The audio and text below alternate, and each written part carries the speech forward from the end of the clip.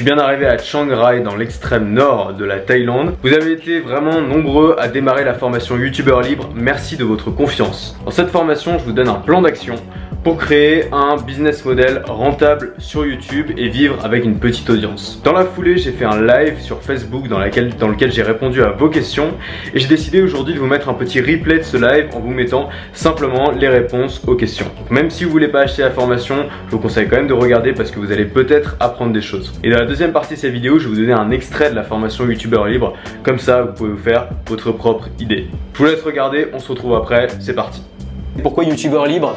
Simplement parce que c'est en opposition au youtubeur classique qui va être dépendant au nombre de vues pour la publicité, dans le cas de la publicité, qui va être dépendant aux marques s'il fait du sponsoring ou qui va être dépendant à la générosité de ses lecteurs. L'idée c'est de se libérer de toutes ces dépendances, donc d'être indépendant, d'être maître de sa chaîne et de pouvoir créer un vrai petit business. On parle pas de créer un truc énorme, hein, mais un petit business qui va vous permettre de vivre avec seulement quelques milliers d'abonnés. Est-ce que c'est un raccourci de dire que je gagne ma vie sur YouTube? Non. Dans ce cas-là, si on considère que je gagne pas ma vie sur YouTube, on considère que personne ne gagne sa vie sur YouTube en fait, puisque les mecs qui font de la publicité, ils vendent indirectement les produits des autres, les mecs qui font du sponsoring, ils vendent indirectement les produits des autres, et les mecs qui font des donations, ils vendent rien en fait. Et c'est jamais YouTube en fait, le paiement passe jamais par YouTube. Vous vendez pas un abonnement à YouTube. Donc tous ces gens-là gagnent de l'argent indirectement grâce à YouTube. Moi aussi je gagne de l'argent indirectement grâce à YouTube, simplement au lieu de vendre les formations, au lieu de vendre les produits des autres, je vends mes propres produits. Donc je pense pas que ce soit un raccourci, mais après chacun son avis. Est-ce que tu aurais des conseils pour se lancer dans l'entrepreneuriat? C'est large ça comme question. Pour se lancer dans l'entrepreneuriat, mon premier conseil c'est capitaliser sur votre audience. Aujourd'hui, on a la chance d'avoir Internet. Internet, ça permet de capter une audience, c'est juste génial. Personne n'avait ça avant. Avant, il fallait payer pour avoir une audience. Vous avez cet outil formidable. À mon avis, tous les gens qui veulent se lancer dans l'entrepreneuriat devraient commencer par créer une audience. Et moi, c'est ce que je fais. C'est là-dessus que je capitalise. J'ai créé mon blog et en même temps ma chaîne YouTube. Est-ce que je devrais me consacrer uniquement à YouTube? Je vais me faire des ennemis si je dis ça, mais oui, à mon avis, tu devrais te consacrer uniquement à YouTube et laisser tomber ton blog. Tout simplement parce qu'on est meilleur quand on se concentre à 100% sur une seule chose. Et aujourd'hui, ce qui a de l'avenir, c'est pas le blog, c'est YouTube. Le blog, c'est un petit peu en train de mourir, faut dire la vérité. C'est pas que les gens ne consomment plus de texte et que les gens en ont un petit peu marre des blogs super chiants avec des gros pop-up qui s'ouvrent comme ça et qui sont pas optimisés pour le mobile et tout. Aujourd'hui, on a des plateformes comme Medium ou Facebook qui permettent de lire de manière agréable. Donc moi, personnellement, je lis plus de blogs et je consomme beaucoup de vidéos YouTube. Donc je conseille de consacrer à 100% sur YouTube. Comment vendre sur une chaîne de voyage? Il y a plein de trucs à vendre sur une chaîne de voyage. Alors déjà par affiliation, il y a tout un tas de trucs à vendre. Tu peux vendre des hôtels sur Expedia, tu peux vendre des billets d'avion, tu peux vendre des Airbnb. Airbnb, tu mets un lien d'affiliation pour chaque personne qui passe par ce lien et qui achète un truc et qui souscrit à Airbnb, tu touches 18 € sur ton compte Airbnb. Donc c'est un super moyen déjà de voyager gratis si tu as une chaîne voyage. Premier truc. Deuxième chose, tu peux vendre des formations. Formation de voyage. Si tu te filmes tous les jours, si tu fais un truc qui ressemble un peu à un vlog, d'ailleurs on en parle beaucoup dans la formation du vlogging, mais si tu fais un truc qui ressemble un petit peu à un vlog, ça peut être vraiment intéressant de montrer un petit peu les petits tips. Les gens vont s'attacher à ton personnage et ils vont savoir comment tu voyages en fait, comment tu t'organises, si tu voyages à plein temps, comment tu fais pour travailler en même temps. Enfin moi j'ai eu plein de questions là-dessus alors que je fais même pas spécialement une chaîne voyage, c'est juste une des thématiques parmi d'autres, mais ça intéresse beaucoup les gens et à mon avis c'est un truc où les gens... Ah oui, autre chose c'est si les gens ont l'habitude déjà de dépenser de l'argent pour un domaine, vous allez pouvoir plus facilement vendre. Et le voyage, c'est quelque chose qui coûte cher, donc les gens investissent déjà dedans. Donc si par exemple vous vendez une formation pour voyager en dépensant 2 fois moins, je pense que les gens seront prêts à dépenser 30 ou 40 € pour dépenser 2 fois moins pendant leur prochain voyage. Est-ce que tu penses que Medium passera en français? Je trouve ça vraiment dommage. J'ai fait un article d'ailleurs en anglais, je me suis fait chier à faire un article en anglais pour demander à Medium de faire une version française Medium. Pour ceux qui savent pas, c'est une plateforme de blog en ligne, mais où tout est c'est comme un réseau social, c'est-à-dire que vous pouvez suivre, vous pouvez recommander un article, c'est l'équivalent du j'aime, vous pouvez suivre une publication. C'est génial, à mon avis c'est l'avenir du blog. Malheureusement en France c'est pas encore très développé, ça n'a pas encore été traduit, mais aux États-Unis c'est un gros truc et j'espère que ça va devenir un gros truc en France parce que moi ça m'intéresse beaucoup. Comment faire pour vendre des formations avec la page Facebook? En fait l'idée c'est si tu arrives à nouer une vraie relation avec ton audience suffisamment forte pour que tes publications arrivent en premier sur le fil d'actualité de tout le monde sur Facebook, t'as tout gagné quoi. Et là tu vas pouvoir faire ce que tu veux. Encore une fois les gens se plaignent toujours de choses dont ils sont les fautifs. J'ai entendu tellement de gens se plaindre que l'algorithme de Facebook était en train de les pourrir et montrer moins leurs publications, mais c'est de leur faute. Facebook, vous êtes juste en concurrence avec tous les autres posts. Donc si vous êtes meilleur que les autres, les gens vont davantage regarder vos posts et vous allez arriver dans le top 1. Existe-t-il, question intéressante, existe-t-il des lieux pour filmer ces formations? avec des tableaux pour que ça fasse plus professionnel. À mon avis, ça sert à rien, des tableaux ou pas, tu t'en fous, l'important c'est le contenu. Si tu veux, à mon avis, il faut pas que ça fasse trop pro en fait. Les gens ils cherchent pas un expert, ils cherchent un ami qui leur partage son expérience. Moi, ma formation, j'ai tourné sur mon canapé, je suis assis en face de vous, je partage mon expérience en vous tutoyant limite, enfin voilà, je vous parle à vous comme un ami. À mon avis, c'est ça que les gens veulent, enfin je pense que c'est ça que les gens veulent, et donc t'as pas besoin d'être dans un endroit super classe. Connais-tu un bon logiciel pour créer des vidéos sans se filmer? Ouh là là, à mon avis, si tu veux créer des vidéos sans te filmer, va pas sur YouTube parce que ça va pas marcher. Aujourd'hui sur YouTube, ce qui marche, c'est l'honnêteté, la transparence, il faut montrer sa tête. Je sais que c'est vraiment pas facile au début, j'ai commencé à le faire en 2012, j'avais 17 ans, j'avais des dents complètement dégueulasses, ensuite j'ai un appareil dentaire, j'ai continué à le faire, j'ai beaucoup progressé et aujourd'hui je suis très content d'avoir commencé.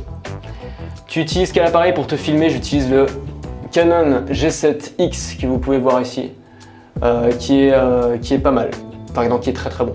Et j'utilise un petit micro, un petit dictaphone Sony pour m'enregistrer. Que penses-tu des networks? J'en ai parlé au début, je pense que c'est pas top les networks. Le problème c'est que on va faire des contrats qu'on va pas forcément lire parce qu'on a 17 ans, souvent quand on est youtubeur.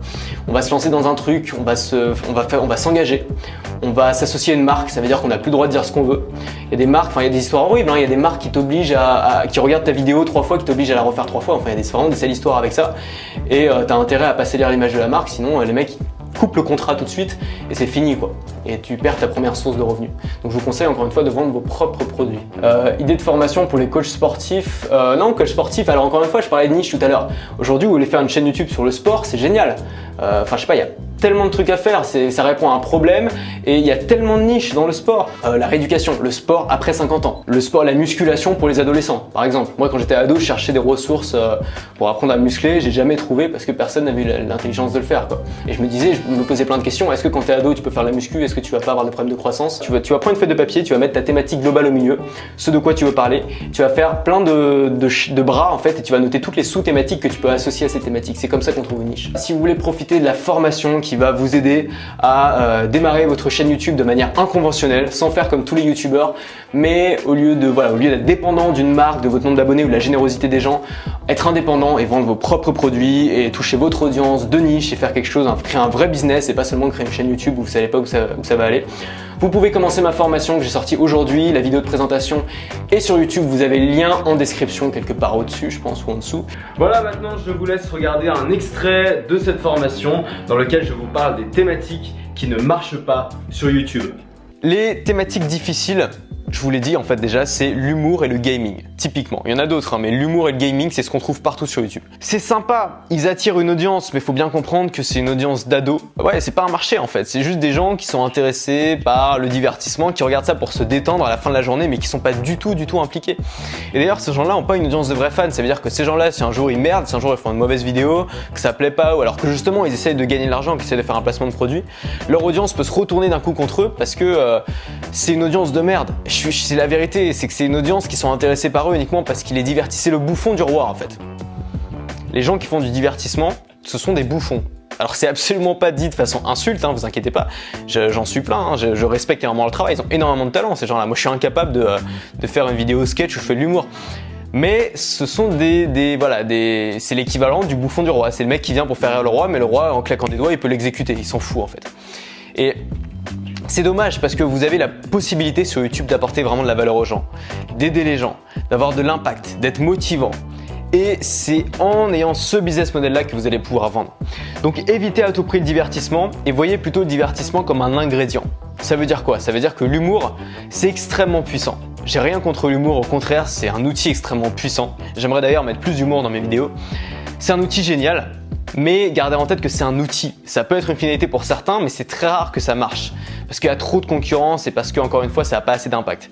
Moi, je vous conseille vraiment d'utiliser l'humour comme un ingrédient en plus à ajouter à vos vidéos pour faire passer votre message. Regardez Thibaut InShape. Thibaut InShape, il est génial, j'adore ce youtubeur. Lui, il donne des conseils en musculation. Le mec, il a un dos de 2 mètres de large. On voit qu'il applique lui-même les conseils qu'il donne. Ces vidéos sont super drôles, ça veut dire que même si vous aimez pas la muscu, vous allez kiffer ses vidéos. C'est pour ça qu'il a 1 million d'abonnés. À mon avis, il a pas 1 million de power users de la muscu parmi ses abonnés. Simplement, il fait passer son message de manière drôle en utilisant l'humour comme un ingrédient. Et grâce à ça, il fait quand même des vidéos qui ont beaucoup d'impact, des vidéos vraiment motivantes. Son audience l'adore, il a une très bonne popularité. Et en même temps, s'il veut vendre des trucs, il peut. Il vend des t-shirts, mais il vend aussi de la whey, de la poudre, des protéines, quoi, en affiliation. Il pourrait très bien vendre des séances de coaching par exemple, même si à mon avis c'est pas forcément son intérêt parce qu'il a vraiment une très grosse audience, mais il pourrait vendre de la formation à mon avis s'il voulait. Il pourrait vendre beaucoup de choses parce qu'il apporte véritablement de la valeur. Si vous arrivez à faire comme Thibaut InShape, ça veut dire qu'à la fois vous résolvez un problème qui est je veux prendre du muscle, vous apportez de la valeur aux gens, vous enthousiasmez les gens et en même temps vous êtes drôle, vous avez tout gagné, vous avez tout compris. Mais l'humour, je vous déconseille vraiment de mettre l'humour au centre de votre chaîne, utilisez-le plutôt comme un ingrédient. Mettez le message au centre de votre chaîne. Les meilleures thématiques, c'est quoi? Voilà, j'espère que ça vous a plu. Si vous voulez, on peut en débattre en commentaire. La formation YouTubeur libre est toujours disponible. Vous pouvez y accéder en cliquant ici. Je vous souhaite une très bonne soirée, à demain et restez libres.